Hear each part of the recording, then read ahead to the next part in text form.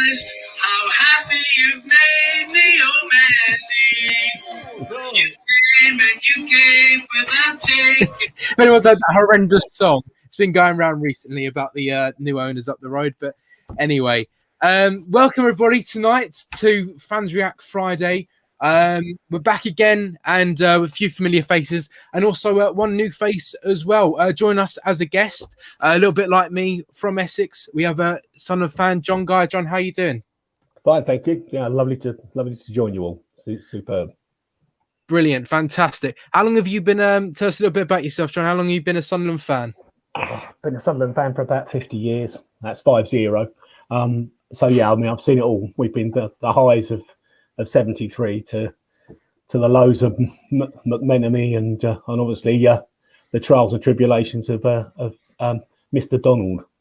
So yeah, but you know, I mean, it's my father. My family come from Sunderland, so it was a no-brainer on which team I supported. I was either going to be in the red and white or out in the garden. So from that point of view, yeah. So and it's I don't care what anybody says. I love the journey because I love the fans. The amount of times I've taken friends from the south and taken them to Sunderland games, and every one of them has come back and said, "Wow, those fans are something else," and it's true. And I think that's the addiction for the club. It's the fans that make the club. Despite the constant rollout on what good and bad on the pitch, I think you can't help but fall in love with the fans and the atmosphere really. Yeah, 100%, John. I can agree. Sorry, Matthew. I was just going to say again. Us old timers started bonding together. Exactly the same. I live in Yorkshire. Many a time I've taken friends with me to away games, to home games, made a weekend of it occasionally. And they always come back, regardless of what happens on the pitch. They always have a great time, and it's because the people around us and the crack and all the rest of it. And that's probably the constant over my years of supporting the lads as well. So yeah, 100% agree with you. Yeah. Yeah, 100%. And I'd like to add that as well. I've taken some of my friends from down here up to Sunderland as well, and they've all equally enjoyed it as well. And they're always asking me, Matthew, when are we going back to Sunderland? And I say, well, maybe in a couple of months time. But yeah, anyway, so yeah, that's John. Gary, hello again. Lovely hoodie.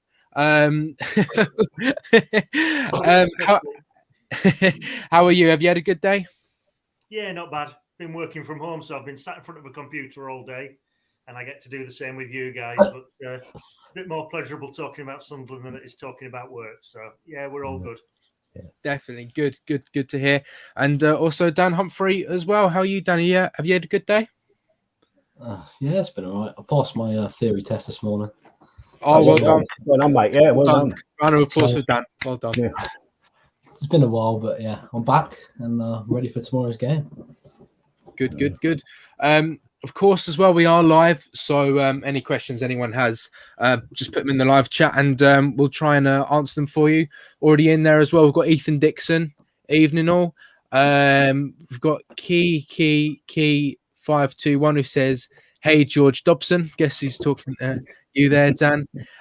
Colin Major, Joanne Punchin, Patrick Ward. Hi, got a free Gillingham ticket if anyone can get the Quayside Newcastle tonight. Unfortunately, I can't make it tomorrow. So Patrick there, he's got a free ticket. If you want one, run to the Quayside and get it off him. So there we go.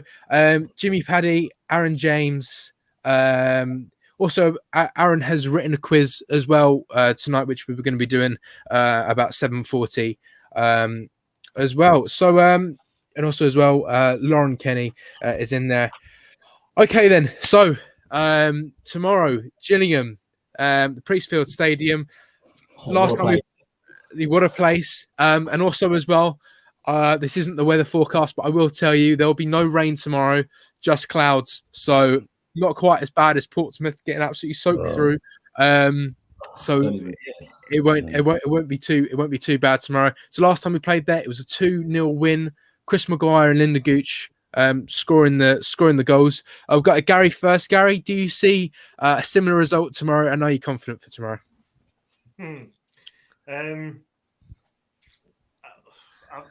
Paul's going to slate me here for being negative, but it's kind of one of those fixtures I look at the start of the season and would always worry about. Long journey. Also, and John will relate to this, the mere mention of the name Gillingham kind of makes me feel a bit on edge. And that goes back to 87 when the centre's down in a relegation playoff. And I don't like Steve Evans. I was looking at the manager, and it's just one of those fixtures that could trip us up. A bit like Portsmouth, to be honest, because I did say we might struggle at Portsmouth. Didn't expect 4-0. Look, I know we've had wins against Man United in the Papa Johns, and I know we've beaten Lincoln impressively in the same competition. But it's the league tomorrow, slightly different. I'd love us to go down there, get results same as last time, and get back in that top 2. But it's one of those fixtures, regardless of where it was in the season, I'd be a bit nervous about. And I'm feeling a bit the same. Probably the biggest, if I'm going to finish on a positive, the biggest plus for me is the fact we should have some players coming back. Sounds though McGeady might be in with a shout. Sounds though Doyle might play.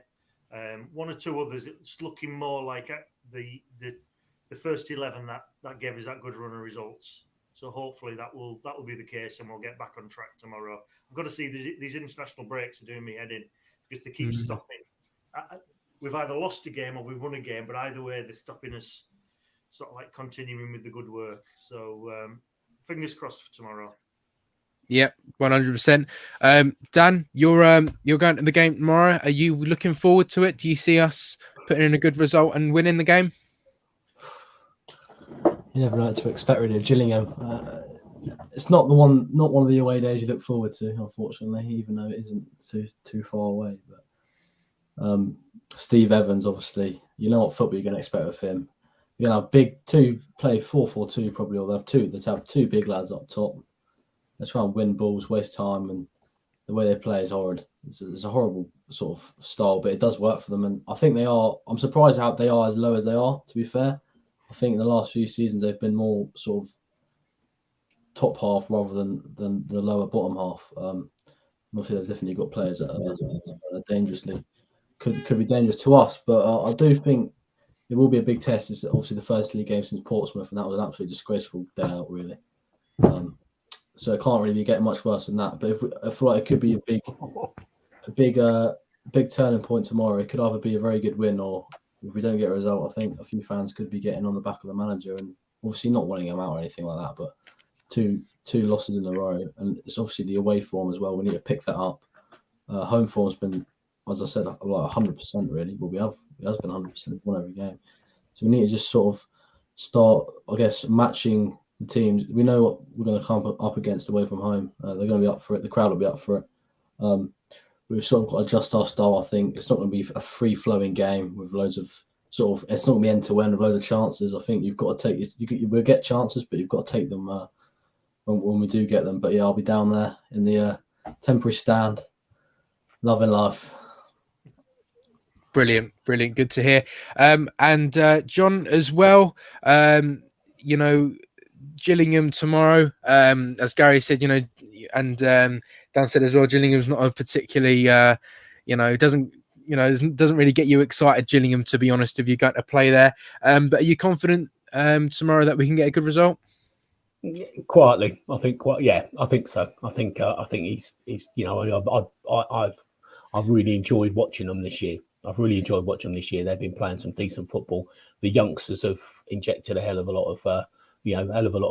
Actually, it's got a hell of a lot of quality in there. I mean, there's some, there's the energy and there's the quality, and I just think that, I agree with Dan, and I certainly agree with Gary about 87, but I agree with Dan about the fact they're almost like a Wimbledon-esque, sort of the old crazy gang type.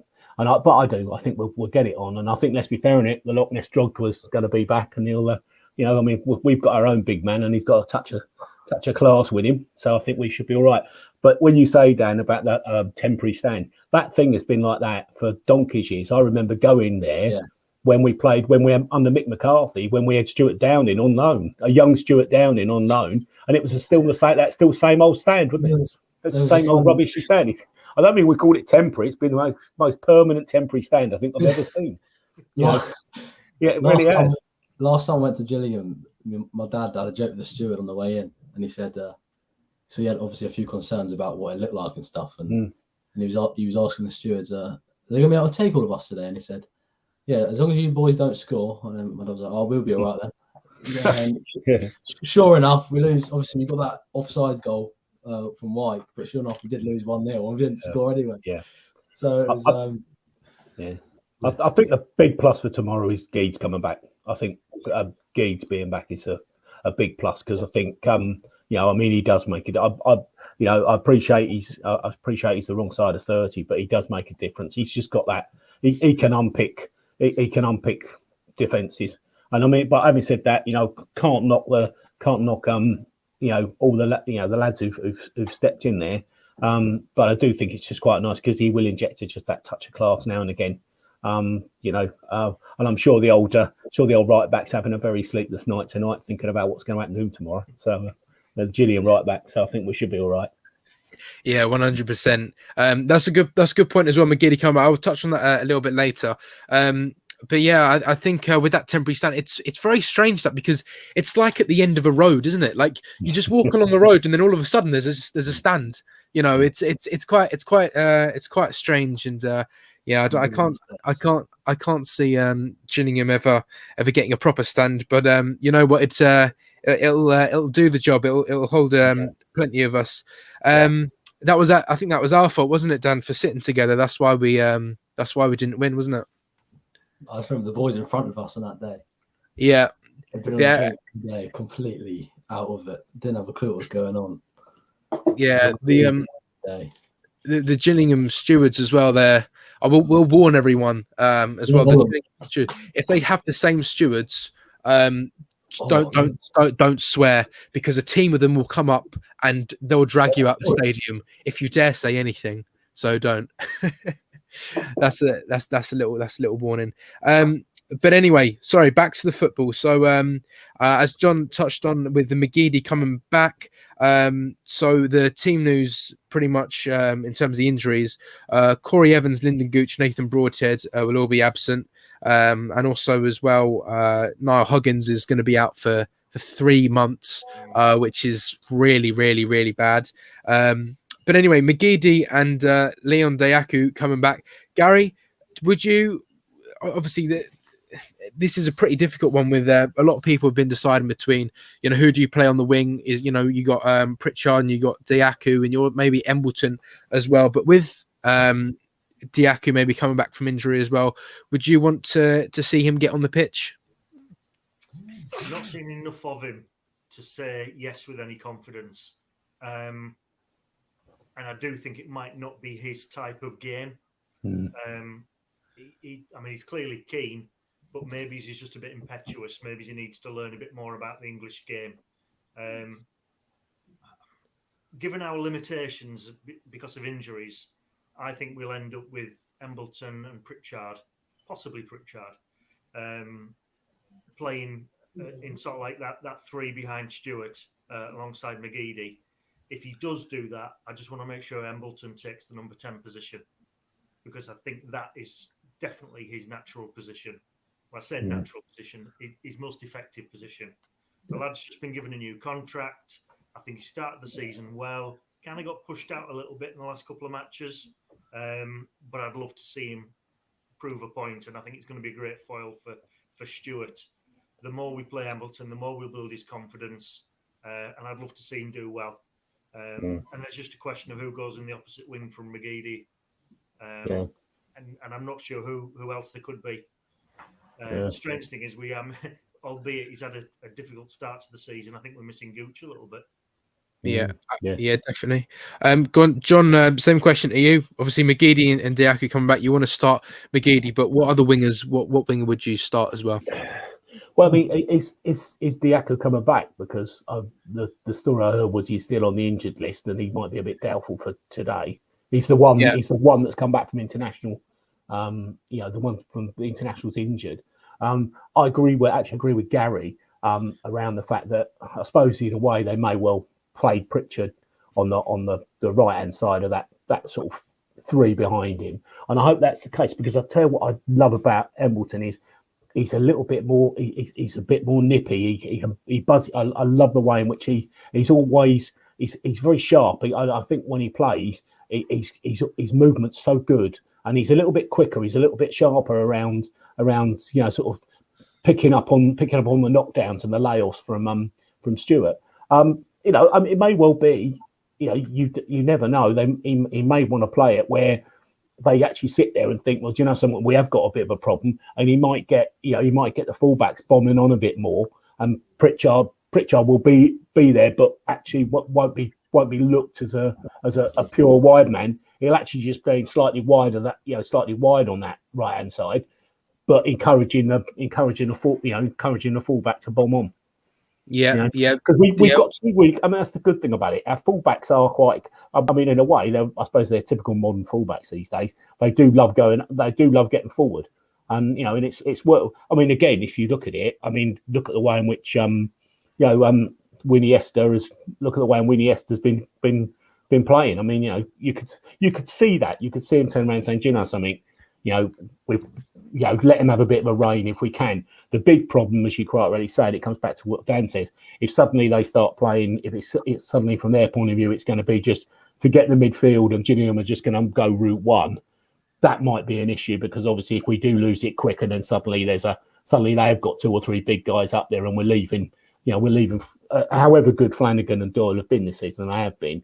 If we suddenly leaving them 2-on-2 or 3-on-2, it just depends. But I think prior to the program, Matt, as I said to you, what's great is we have actually got sort of 2. We've finally got a squad where we've actually got 2 players for every position on the pitch.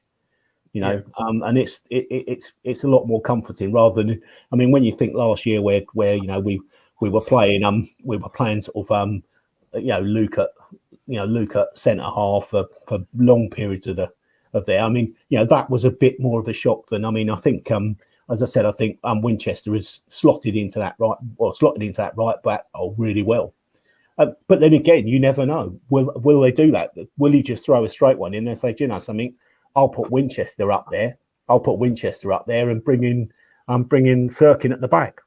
Bring in a young fullback and say, I'll push Winchester in midfield because he might be more naturally be able to just give us a bit of width. Yeah, possibly. I see what you mean about the fullbacks because I think we saw it against Bolton. It was Sirkin coming forward, squaring the ball on the box, and then Winchester, scoring. So I think that's a good point there, and I think as long as we are comfortable enough and Flanagan and Doyle are comfortable enough to sort of stay at the back and protect that back line while that it gives them the license to get forward. Definitely see that. Dan, for the wingers, who would you choose? Would you also want to ask also about Aidan O'Brien as well because he started on the wing against Portsmouth, and when I saw that, I thought, well, do you know what? I think that's a bit of a recipe for disaster. I don't, think it was. But Dan, who would you play? I haven't been impressed with any of them. The options, to be honest. From what I've seen of Daku, Pritchard, and O'Brien this season, I think O'Brien's not a winger for me. If you're going to play him, he's sort of a backup striker almost. And I like O'Brien. I think he seems a lovely chap, and he's a hard worker. But I just don't think he's not good enough for a team that's trying to win the league. That's just my opinion. Some people do like him, but for me, he's not. He shouldn't be starting in our team. No way. And you've got Dayaku. Obviously, you've not seen much of him. Portsmouth, it was just a completely wrong game for him. I mean, the ball wasn't moving in the wings, so playing via the wings was virtually impossible. And he's literally the most wing sort of the most player who runs on the wing the most that I've seen play for us in the last few years.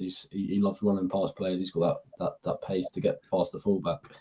So for the Portsmouth game, it was just virtually like pointless of having him on the pitch because it's not like he had a bad game, but he just didn't do anything because there was nothing possible for him to do, which was the same with most of the people on the pitch on that day.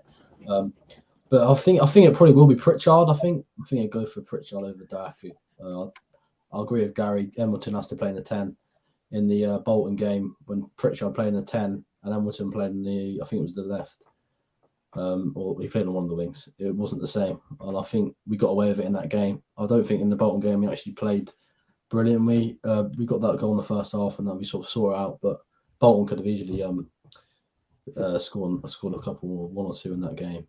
And I think Embleton on the wing was nowhere near as effective as down the middle. So yeah, I definitely agree with Gary on that point. But and I said Pritchard as well. Though I haven't seen much of him, and it's just annoying Broadhead's injured, because for me it's the easiest front four to pick if everyone's available. Broadhead, Embleton, McGeady, and Stewart. I think that's by far our best sort of 4 attackers that would be if it was full strength. But obviously it's got him that he's injured, because I'll like to look at Broadhead.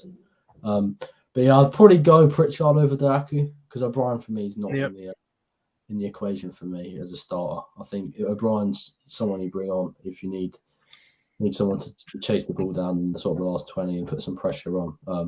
So yeah, I'd say Pritchard, but I'd put him on one of the wings instead, and keep Embleton down the middle. Yeah, that's fair enough. Just a question to everyone, really. We've obviously been very pleasantly surprised with some of our signings. Obviously, this summer, such as sort of Callum Doyle, and Dennis Sirkin and whatnot. But Alex Pritchard seems to be a signing that he was our first summer signing, and a player I think he got bought from Norwich for £10 million or something like that, and it seems like he's disappointed a little bit. Dan, you got your finger in the air. Did you want to say something about Pritchard? Yes, well, obviously I had the interesting chat with Juan Sartori on the train back from do tell, yeah. And he told me that Pritchard is the only summer signing that wasn't the board's choice. It was Lee Johnson's choice. He was Lee Johnson's man, and he was the only one who Kirill and him didn't want to sign him. They wanted to use the other system and that. But Pritchard was the only player that Johnson said, no, we need to sign him and I want him. So he's obviously got faith. Lee Johnson, the manager's got faith in him. So I thought that was quite interesting, because he was definitely sort of keen on bigging up the fact that he wasn't with the Pritchard signing. So I just thought that was quite interesting from obviously his perspective. That's interesting. Because the other thing about it is where is Pritchard meant to be playing in this system? This is the thing. When he first signed, I thought, all right, they've got us a creative midfield player.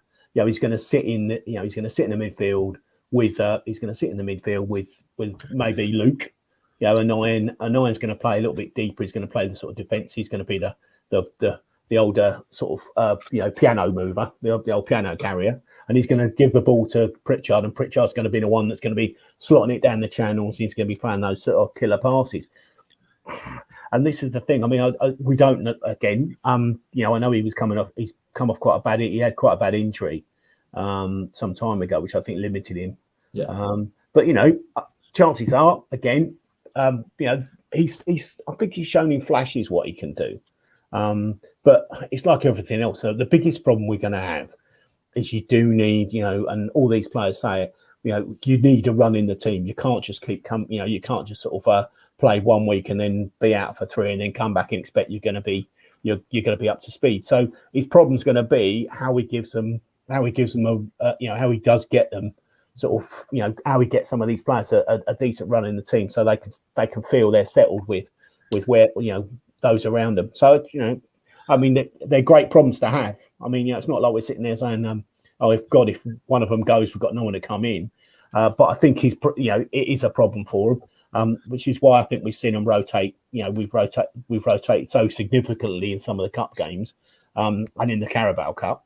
But I think we've got to give him a chance. I think, as you say, clearly someone saw enough of him to pay 10, 11 million for him.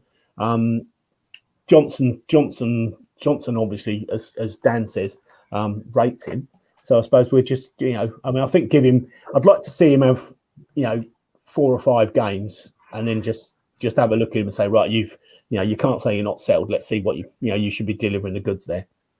Yeah, 100%. Go on, Gary. Sorry, Pritchard. What worries me about Pritchard, I remember him breaking through at Spurs, and it was about the same time as Harry Kane. He was one of their promising youngsters. Didn't really seem to happen, but then he moves out to Norwich, or he'll be suited to Norwich. He'll settle there, and they'll see the best of him. Not really sure that happened. Living in Yorkshire, when he went to Huddersfield, I think it was on loan. I think Huddersfield were paying him big money, and they were still in the Premier League at the time. And he was on something ridiculous, like 70 grand a week or something. I'm pretty sure. Something crazy, yeah. They placed some quite big hopes on him. What worries me about Pritchard is he strikes me as one of those players where he seems really well thought of in the game, but he never seems to really settle and put his mark on any particular, or he doesn't appear to have put his mark on any particular club till now. And over the years, I can think of a few players we've had where it's almost like Sunderland is not like their last chance, but we're signing them as much about what they could have been as what they have been. I hope it comes off for him, but it worries me a little bit that he's sort of like come with this inconsistent tag, and he's not really done anything yet to disprove it. Maybe, like John says, he just needs a run in the team, and clearly Johnson's got faith in him.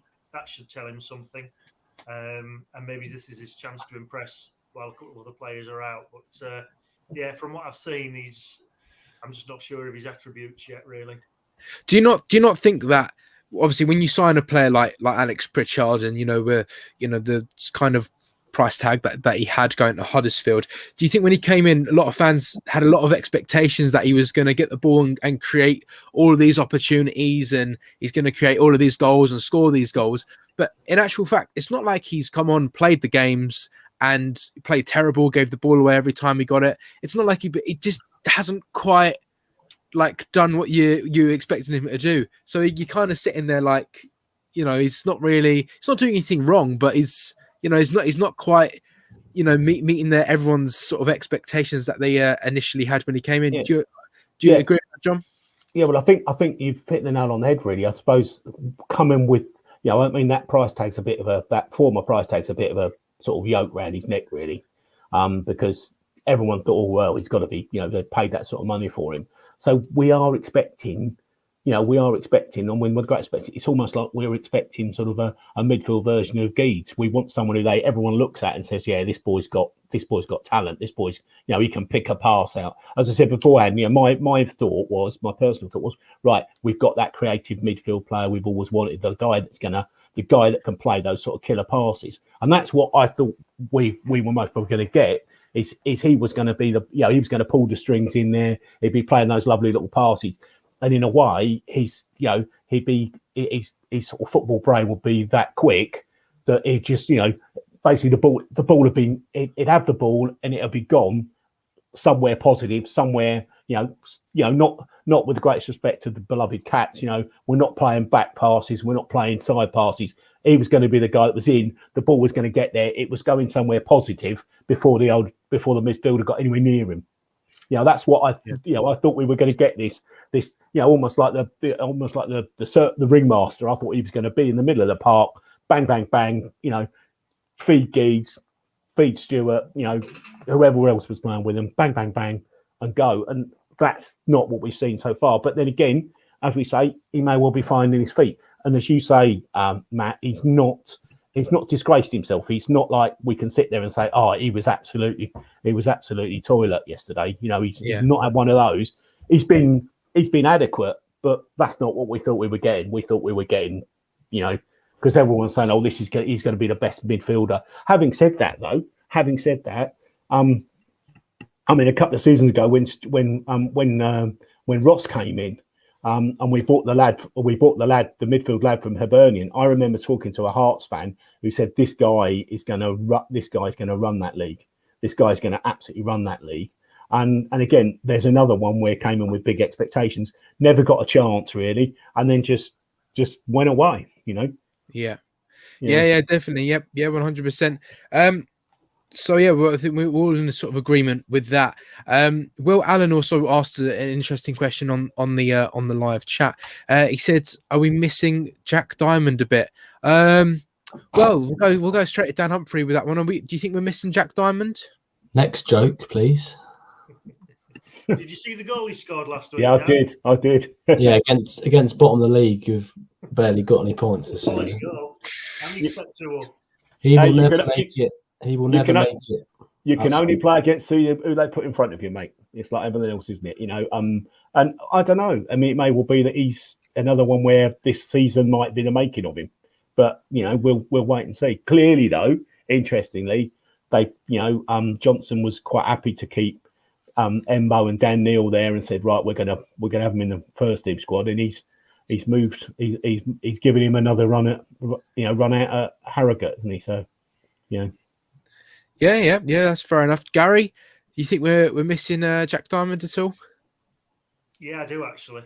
To answer the question, yeah, I'll say that outright. While we're looking at a counterbalance, with Edie on one side, and we're looking for a bit of width and somebody who will hold the ball and take it forward, then if we're having this conversation about do we want Pritchard out wide or O'Brien or Diamond, do you know what? I think I'd probably be pushing for Diamond.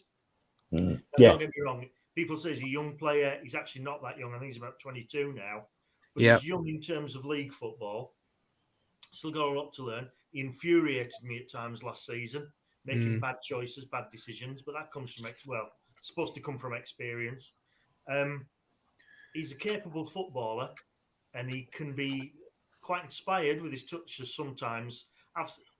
A bit like lads like Embleton. You see them go out on loan, and you hope they're going to come back a bit wiser and have just adapted to the game a bit more. And I think that's what Diamond's lacking. I think the club will be watching him at Harrogate. Harrogate, they seem to love him. He seems to be doing really well. Seems to have a bit more space, a bit more time to play. And maybe he obviously suits Harrogate's style, and they are a good footballing team. So there's still a chance he could come back. But I agreed with the decision to let him go out on loan. But I wouldn't, even if we're not missing him, then there's times like tomorrow when I'd be potentially pushing for him to be in the squad. Sure. Yeah, definitely. I think it's a good sign for me because I think Aaron had just put a comment in, which is definitely what I was going to say anyway. Diamond is good at running with the ball forward, but he just needs to learn what to do with the ball because so many times last season, as you say, Gary, it was infuriating because he ran with the ball, got himself in a really good position, and you're just like, shoot, and then he just or pass, square it, and he wouldn't do any of that. He would turn around, do a Cruyff turn, do a little step over, and then lose the ball, and you just think, oh my god! But at least he has that. He has that ability to actually get himself in a position in the first place. And I think it's a really good sign that he did score that goal because I couldn't even count on one hand the amount of times I've seen him actually have a shot, in a Sunderland shirt. I think he's just a bit too afraid to have a shot. And I think we see that with the younger players. I was going to touch on it in a little while with, the under-23 player, Sonna, who's played in the last two Papa John's Trophy matches, kind of gets the ball and they're just not. I don't think they've got enough confidence in themselves to actually take the ball forwards, to attack because there's more of a chance you're going to lose the ball doing that. So the kind of safe option is to sort of turn, pass it back, keep the ball, which is not really what you want to be doing when you're trying to score. But anyway, yeah. So thank you for that question. I think maybe. In a few months, if we are struggling, maybe Jack Diamond could come in handy eventually. But for me, I don't think so. At the moment, I think Alyssa just says, "Watmore was better, unpredictable because you didn't know what he was doing himself," which is very true. To be honest with you, Watmore's another player as well. I think who kind of did the same thing. Great runner, but just didn't really know what to do with it. But then he had two horrific injuries. Yeah. Which is pace. He lost a yard of pace. Definitely. He's been doing really well for Middlesbrough. I don't know if anyone saw that goal he scored straight in the top corner of his left foot as well. So one goal of the month, I think. Yeah, exactly. So yeah, he's doing really, really. Been playing him as a winger though. They seem to have been playing him up front, either alongside somebody else or even at occasions on his own. So presumably I think getting something out of him. I think that was kind of his original position, really. Before he came to Sunderland, he was a number 9, and then we kind of turned him into being a winger. And I think Sam Allardyce got the best out of him, really, at the time, because that was when he started breaking through. And I mean, what a better manager would you like to break through under than Sam Allardyce? Anyway, yeah. What more? Yeah, but someone said as well, Jack Diamond is like a B-Tech Duncan Watmore, which we can kind of agree with there. I'm conscious of the time. We've got five more minutes until John has to leave us, and we'll start the quiz. But I just want to talk about quickly. Give the two Papa John's Trophy games a little mention. Obviously, we beat Manchester United under 21s to maintain that 100% record. We've currently got the Stadium of Light, all wins, which is fantastic. Did anyone watch the game? John, did you watch the game? Yeah, I watched it. Yeah, I watched it, and I mean, it's like else. We lived a little dangerously on occasion. We did, but I've got. It's again a very positive side. You're looking at some of those players, and you are thinking, you can see them. You could see them coming through in sort of like 2 or 3 years. You could see them coming through and making a real impact, even if we are where we want to be, which is going to be in the higher up the football pyramid. I mean, they look good, and let's be fair on it. Man U's under 21 to no slouch. Although they had there was a guy at the back who looked a bit old for a under 20. Paul McShane. Yeah, I don't know what that's all about. I mean, dear, he's nearly as old as I am. Actually, he moves a bit quicker though. But I thought, they played really well, and I thought they took the goals well. Even the best thing for me was, because we did have a, as you would expect when you're playing sort of Man United, they did put a bit of pressure on. They got an absolutely tremendous strike from their goal scorer, but we didn't buckle. If anything, we rolled our sleeves up and thought, right, okay, we better get on and win this now. And I actually thought that they played with a great deal of, they thought, right, okay, we're not overawed by this. All right, we've gone 1-1. Let's get back out there and get a winner. And I was very impressed with a few of them. I mean, I really was impressed. And I've got to be honest, I didn't see much of the Lincoln game. I saw a bit of it. And again, the interesting thing for the Lincoln game were, that team, I mean, they were full of pros. They were full of sort of pros. So I think, but it looks, when you consider the way in which our under 20, our sort of youth sides, our academy sides have been absolutely hammered week in, week out down the years under Donald. I mean, it's actually a breath of fresh air, really. Yeah, well, definitely 100%. And I think it's a really encouraging sign for us fans as well to see, this wasn't our first team. Neither was it really our sort of second starting 11 that we seem to have. It was all the young uns, really. The only first team player that was there was Denver Hume. And I think if that's Sunderland's C or D team, and that's Man United's C or D team, we can beat them. I think that's quite encouraging, to be honest. So yeah, no, definitely 100%. Dan, I don't think you caught the Man United game, did you? You said you were writing an essay. Well, did you seen the highlights? Were you impressed with any performances there? Yeah, I did see the highlights. Decent goals, really. It looked like a sort of evenly matched game. Obviously, Dice got on the end of the first one. I think that was a good finish. I like the look of him. He's sort of a different kind of player. Big, strong, powerful, sort of fullback / left midfield player. And I think he's quite unique in sort of just the way he sort of he looks like to carry the ball and that. And then obviously Stephen Wern again scored again. A nice headed goal. He looks like a decent little player. I think we signed him from Borough, didn't we? A couple of years ago. Yeah, we did. So I think he's about 20. So he's sort of in between, sort of the young age and the sort of the 22s, like that Diamond and that. So maybe he might go out on loan, maybe second half of the season or potentially next season. I think that could be an interesting one to look out for. And also, what a goal by the Yikbal boy for United as well. Yeah. Very good finish. I think he's a tidy little player. Hugo didn't do as much as I could have scored. He should have scored when with the back pass. Yeah. And just quickly on the Paul McShane thing, I see all the teams are doing that now. I watch the under 23s a lot, sort of those sort of competitions, because some of my mates playing them, and a lot of the teams, the big teams like Chelsea and United teams are doing that now. They're having like 34, 35-year-olds who are sort of player coaches, so they play the odd game and they coach. But I don't know whether I agree with that or not, because obviously they're taking sort of a chance away from another young lad from playing. But I guess probably I think they're only playing if maybe there's an injury or something. But I feel like the fact that I get maybe having one over 23s player or something, but the fact that they can have three over 23 players, I do find a bit strange, because they could play anyone in that competition. But yeah, it was a good win, and I'm happy for the young lads, and especially the boys who came off the bench. I think first year scholar it was Zach Johnson. I think he was only 16. I think getting his first team debut. He only left school in the summer, so fair play to him and all the other young lads. Yeah, 100%. And also, Gary, just ask you, you impressed with the Papa John Trophy wins?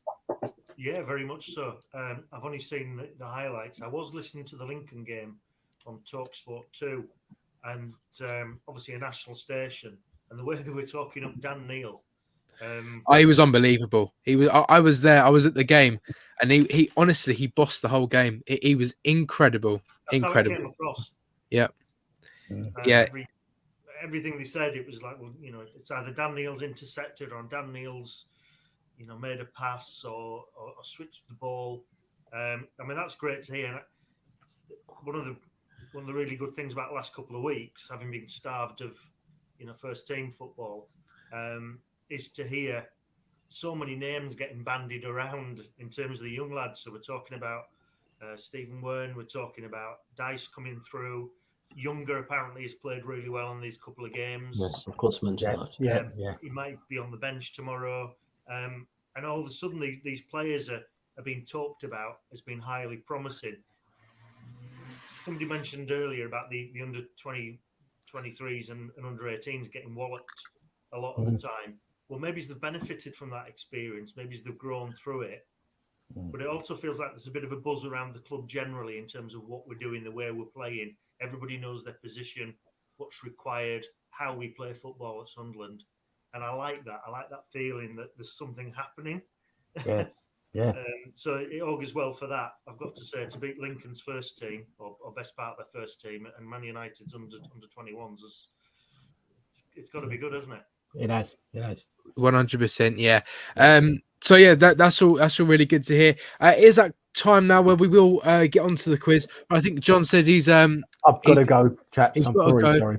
But that's all right, mate. Thank you very much for. No, hopefully you'll have me sometime in the future. You'll come back and I'll stick around for the whole thing. And Gary, I might see you at Hillsborough, mate, if you're going to go over there. Rotherham and Hillsborough, I'm hoping to be there. So yeah, very much so. Yeah. I'm definitely going to Hillsborough. So cool. So brilliant. Thanks, and lovely to meet you, Dan. Thanks. No worries, mate. Matt. Take care, everyone. Mate. Cheers. See you, John. Bye. Right, so there we go. There was John. Nice lad. Nice guy coming in, yeah.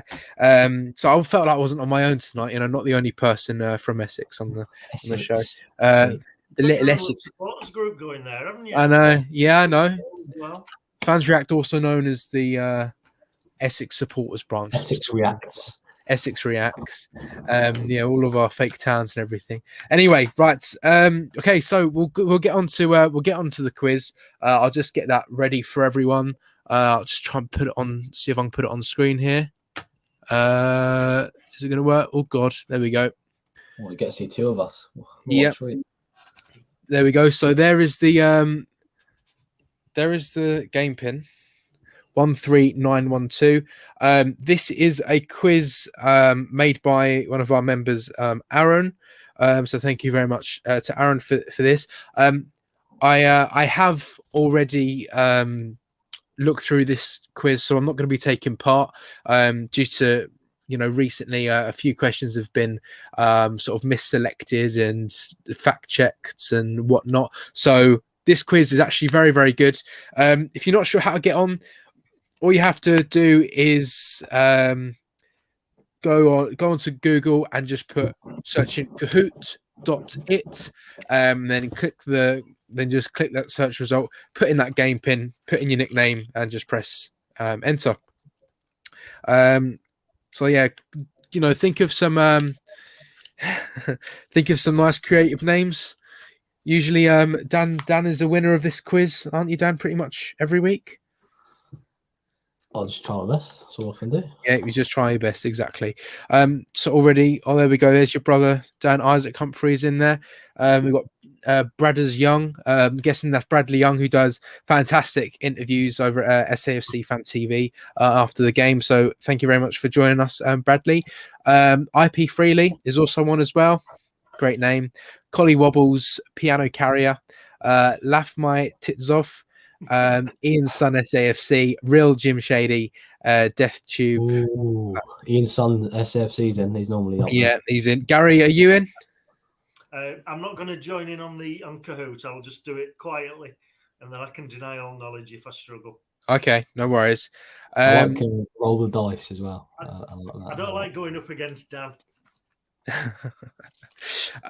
Right, Dan, are you in? Yes, I am in. All right, cool. My name's in memory of John. Yeah, The phrase that he used tonight. Oh, Piano Carrier. I always like to make a name that's sort of linked to the show. So Yes, that's very creative, Dan. So come on, we'll try and get a few more people in. 30 people in at the moment. We'd like to get about 20 people getting in, but it's all about a Sunderland general knowledge quiz. no. Yeah, I'm not going to read that. I'm not going to. I'm being very, very careful with these names. And also, can I ask to everyone as well who puts in these names? Just be careful. Please don't get me in trouble. Don't say anything. Too bad. No, I'm not. I'm just not going to read them out. Right. So we've got 14 people in at the moment. Right, we'll start the quiz. We'll start the quiz now. Might as well. All right then. Here we go. SFC Fans React quiz, and he's put the date as well. Thank you very much for that. Okay then. Question number 1: Who scored a hat trick in Sunderland's 4-0 win at Gillingham in 2004? So was this Stephen Elliott, Daryl Murphy, Marcus Stewart, or Dean Whitehead? The year I was born. I know this one. 2004. I would have been 1 year old. Not a clue. So the answer is Marcus Stewart, is it not? Marcus Stewart. Gary, you get that one right? I got that one right. Yeah, he scored a couple of hat tricks that season. Yeah. I saw the home one it might have been against Palace. He got Watford. He scored as well. Yeah. Marcus Stewart was a good player for us. You've interviewed Matthew, haven't you? Sorry. He was on My Sunderland 11, wasn't he? He was. Yeah. I got the opportunity to speak to Marcus Stewart, who was lovely, and spoke about some good memories he has at Sunderland. All right then. So everyone was a bit split on that. No one was too sure. 4 people putting Stephen Elliott and 3 people Darren Murphy. Obviously, top is Piano Carrier, which is done. Which season did Sunderland first get into the Premier League? Well, here we go. It's 1995-96, 1996-97, 1998-99, or 1999-2000. Obviously, it is the Premier League as in the Premiership, not as the First Division, as it was formerly known as the Premier League. Got you. 1996-97 is the correct answer. Gary, did you get that one correct? I got that one as well. Yeah. I like to give a little bit of tell everyone the facts, but I genuinely this one I wasn't too sure. Okay. Or Ian's Son SAFC. He's pretty good at the quiz as well, so he might take your throne down.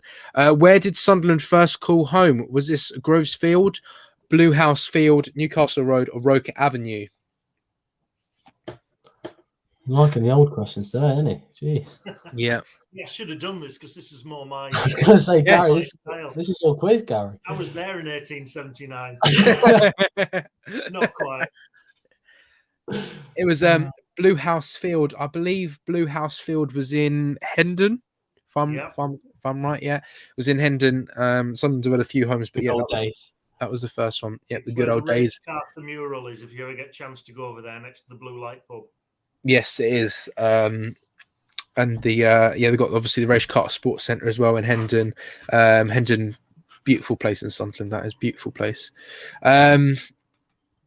All right then. So, question number 4: which team did Sunderland play in Roy Keane's first game in charge? So, was this Leicester City, Wolverhampton Wanderers, Derby County, or West Bromwich Albion? Come on, Dan, you're alive for this. You should get this one right, Mate, it's still before my time, mate. I was about 2 or 3. I'll tell you that. I wasn't there, but I remember. Gary knows. Come on, Gary knows. What's Derby County. Yeah. Derby County. And yes, it was. Yeah, I remember because we played in that sky blue kit, didn't we? I think we did, yeah. We played in that And sky blue kit. We won 3-0 at Leeds a few days afterwards as well. Yeah. Was it a last minute winner, wasn't it, Gary, at Derby? Pretty late, yeah, late in the day when Ross Wallace scored and then ended up in the crowd celebrating. With Ross, yeah, I think he took his shirt off, didn't he, or something like that, and jumped in the crowd. Yeah, good old days those were. That was the season as well. So how we came from bottom of the championship to actually win it as well, I think, wasn't it? So yeah, good season. All right, then question number 5: which Sunderland player was a late call up for the Northern Ireland squad last week, having made his debut in 2011? Come on, this should be an easy one. Everyone should get this one. Was it Will Grigg, Tom Flanagan, Corey Evans, or Carl Winchester? He's also got the best accent I've ever heard. I don't know if you've seen the video when I think Northern Ireland media team did a little interview with him, and he's talking, and I don't think anyone has any idea what he's saying because he's just going.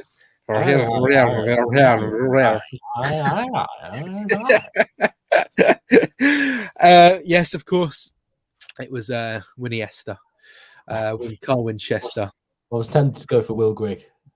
No, I was thinking when we were talking about Jack Diamond being on loan, I was thinking, apparently we've got a recall clause in Will Grigg's contract at Rotherham. Perhaps we could recall him for January. It's Sod's law that Rotherham will get promoted now. Do you know, the best thing would be Will Grigg comes back and just scores the goal that gets us promoted. It would just be like, so, you know what I mean? Like if that could ever happen, it would be very strange. That or Arbonit Jamajli comes on and scores the goal that gets us promoted. That'd be interesting. I think that'd be a bit better than Will Grigg. Yeah, that would be better. Yeah. Sunderland fan John Lowe is a 3-time world champion in which sport? Oh God, here we go. Is it snooker, sailing, darts, or boxing? Gary, are you confident with this one? Yep. Have you got every question right so far, Gary? Yep, I should have done it. There we go. So it was yes, darts. Did you get that one, Dan? Yes, I did.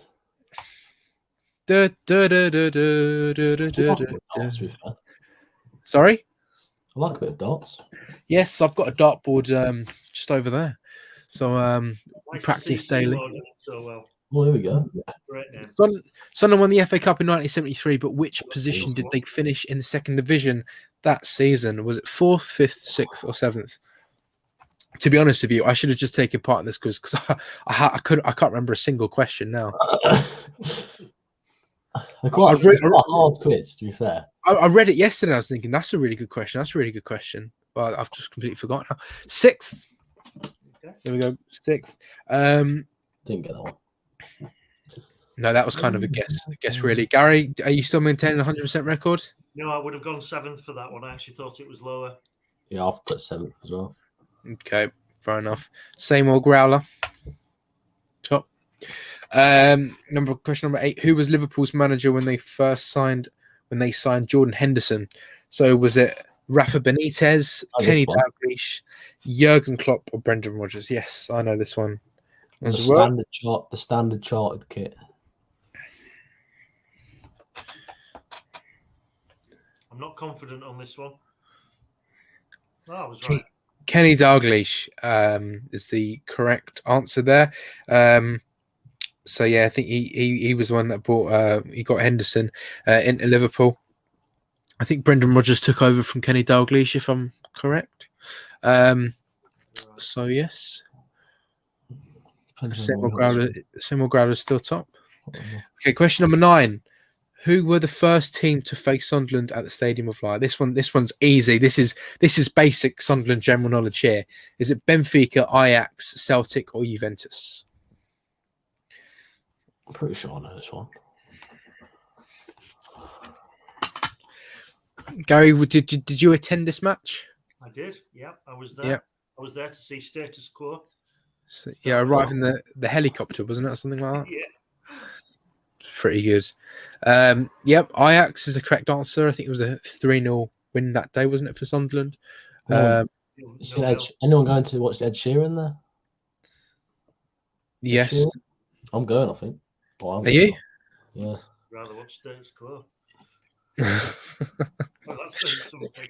think someone said if Ed Sheeran was playing in the garden, I'd still shut the curtains. So anyway, right. So Piano Carrier is top. A Stadium of Light. Another question about Stadium of Light. Sits overlooking the River Wear, but what stood on the site previously? Was it the Locarno Dance Hall, Austin and Picker? What? It was the Shipyards, a Vaux Brewery, or Wearmouth Colliery. It was actually the Monk Wearmouth Colliery, but yeah, it was the Wearmouth Colliery. So it was a coal mine previously at the Stadium of Light. That's what the red wheel just outside the stadium. It was like a winch to lower the coal miners into the ground, and of course the of light is a tribute to them for when they came back into the light from being in the pitch black for all day and all night, really. So yes, Dan's still top. Piano Carrier. Roker Park has hosted 4 World Cup games in which year? Was it 1962, 1966, 1970, or 1974?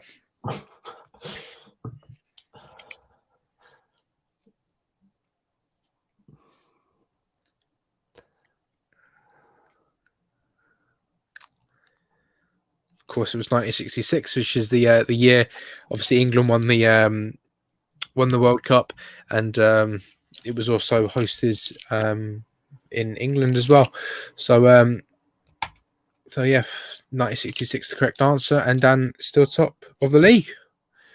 Right, question number 12. How many times have Sunderland won the top league in England?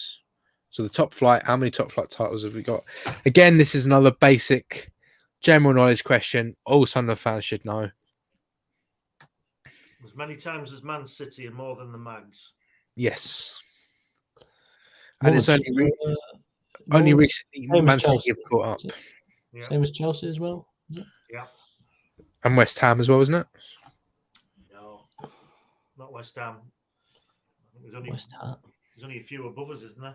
Arsenal, Man U, Villa. Yeah. Everton will be higher, I think. Aston Villa. Yeah. Aston Villa, yeah. Yep, six titles. Of course, that song, 6 teachers had a dream to build a football team, had no money, no players, not even a ball. They carried on. The well-known tune. The well-known tune. Carried on, and 6 league titles were still going strong. Sunderland have had 8 grounds in total, but which did they occupy the longest? The Stadium of Light. There we go. The amount of times the Stadium of Light tonight, honestly. Absfield, Fulwell, Roker Park, and Newcastle Road. There's a lot of geography-based questions at this, isn't there? They have, yes. Roker Park, yes. 12, correct. Yeah. Roker Park for 99 years from 1897 1996, I believe.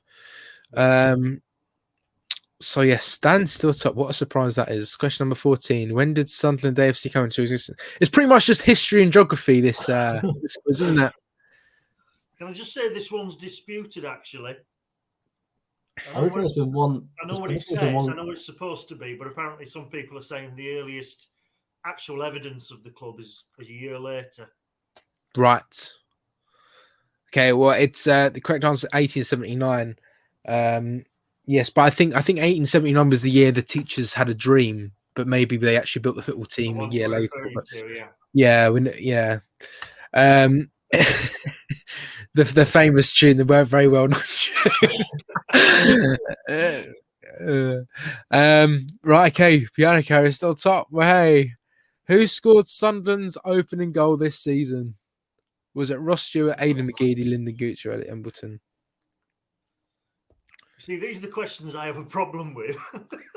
Yeah, you're fine with the ones 200 years ago, great. Gary, those but were not the easy. ones 2 months ago.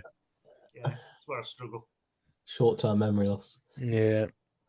Yes, Aidan McGeady scored the first goal of the season with a penalty against Wigan.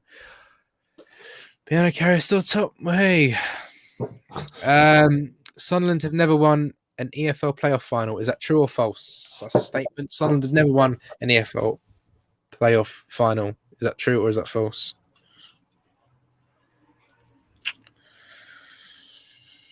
It's quite sad, the answer to this, to be honest. Depressing. It's true, yeah. Who needs the playoffs when you can win the league? Yeah, absolutely. Piano Carrier is still top.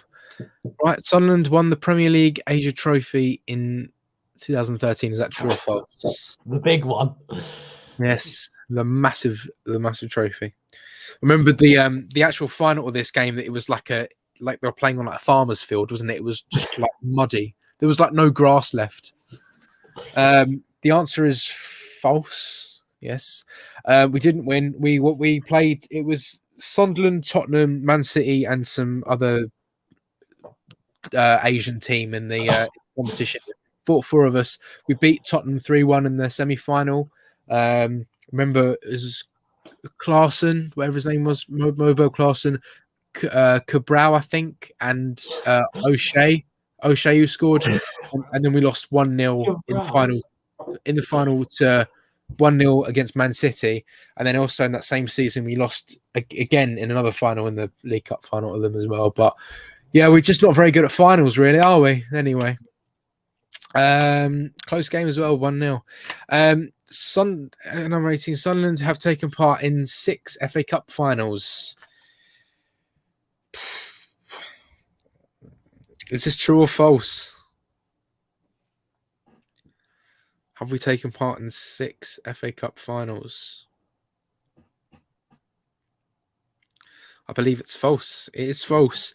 I think the only FA Cup finals that we've taken part in is the 1937 when we won, 73 we won, and also 1992, wasn't it? Yeah. Against Liverpool. So 1913 we lost against Villa, I think. Yeah, I didn't even know that. But there we go. Some good ones. Yeah. Gary, were you at that game as well in 1913? Just a young man. A bit of a cold day.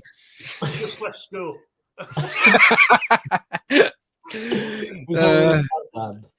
In 5th place, Laugh Me Tits Off. That's actually not the name. It's Laugh My Tits Of. Bulgarian strikers for Gillingham. Yeah. Right. Okay. Right. Next question.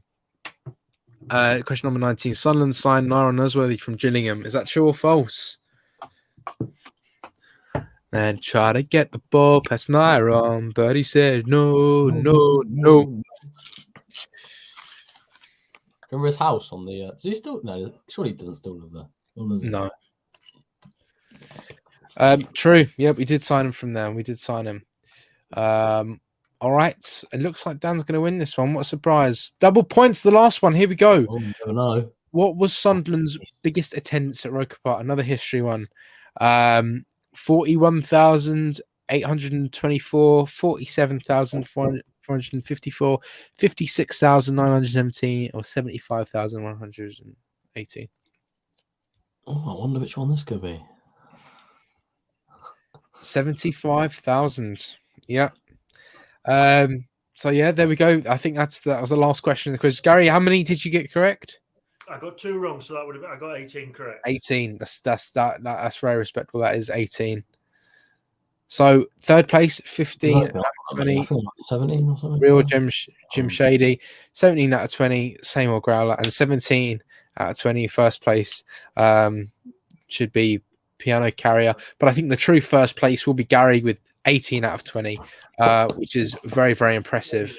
So yeah, well done, Gary. I think you're the winner of this week's quiz. So everyone's a winner. Everyone's a winner. Football's the winner. Football's the winner, as they say. Sunderland's the winner. Sunderland's the winner. And yeah, I was about to say as it sounds Soccer AM, but they don't quite say Sunderland. But anyway, that pretty much brings us to the end of today's Fans React Friday. We've got to get an early night now because we've got to wake up for Gillingham in the morning. For me and Dan, it's not too bad, just under an hour journey for us, but for all the other Sunderland fans, a bit more than that for me. Okay, well for Dan, but for me, it's not too far away. So all the Sunderland fans are making the long trip tomorrow. Hope you have a safe journey. We'll see you down there. Sean Middleton will be doing his interviews after the game, so if you see him, go and have an interview with him, whatever the result is. Get yourself on the channel. And yeah, tell you where I am tomorrow. Where are you going? I'll be watching Pontefract Collieries against Halifax Town in the fourth qualifying round of the FA Cup. So the dream for me is Pontefract Collieries beat Halifax tomorrow, and they get through to the first round proper for the first time in their history. There's going to be 1,300 people there, which is by far their biggest attendance. And then they get Sunderland in the first round proper. So that's what I'm hoping for. Yes, we always hope for a draw like that, and then we get bloody Gillingham. Yeah, or Mansfield or someone like that. But anyway, yeah. So, sorry, Walsall away. Walsall, yeah, Walsall, Mansfield. I did actually last night. I did watch the highlights against that Mansfield game in the first round of the FA Cup, We haven't got past the first round since we've been in League One. That is actually true. I couldn't believe Callum McFadzean's cross, and then it was going in. Danny Graham just headed it out the goal. You know what I mean? Anyway, yes, we've come. We hope to say we've actually come a long way since then. Hopefully, and maybe we can get past the first round. The draw's 1 o'clock on ITV on Sunday, so look out for that. Find out who we're getting. Yes, hopefully not Mansfield, Walsall, or anyone like that. Hopefully we get a team like that, Gary. But yeah, no. Anyway, everyone, thank you very much for watching. If you haven't already, leave us a thumbs up. We'll if we see anyone tomorrow, come up and say hello. Say hello to Sean. Get your interview done. Yes, say hello to us. But yeah, no, that's pretty much it. Everyone, take care and have a good night. Bye-bye. Have a great week.